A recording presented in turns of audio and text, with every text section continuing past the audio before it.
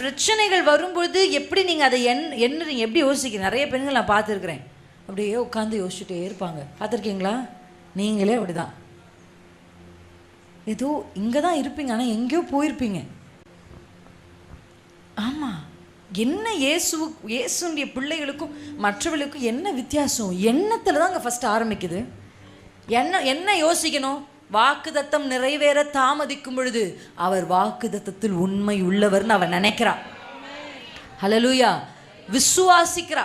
இந்த எண்ணமும் இந்த மைண்ட்ல தாட்ஸ் அண்ட் ஃபெய்த், அவளுடைய எண்ணமும் விசுவாசமும் இணைந்த பொழுது அவள் கர்ப்பம் பலனடைந்தது. ஹல்லேலூயா. எத்தனை பேருக்கு புரிஞ்சுது?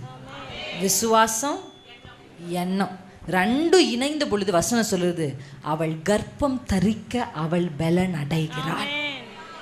இயேசுவின் நாமத்தில் யாருடைய விசுவாசம் இங்கே பலவீனப்பட்டிருந்தாலும், யாருடைய சரீரம் இங்கே பலவீனப்பட்டிருந்தாலும், யாருடைய குடும்பம் இங்கே பலவீனப்பட்டிருந்தாலும், நீங்கள் செய்கிற பிஸ்னஸ் பலவீனப்பட்டிருந்தாலும், எது பலவீனப்பட்டிருந்தாலும், எது உங்கள் வாழ்க்கையில் பலன் குறைந்ததாக இருந்தாலும், அதை பலப்படுத்துகிற பவர் எதுக்கு இருக்குது தெரியுமா?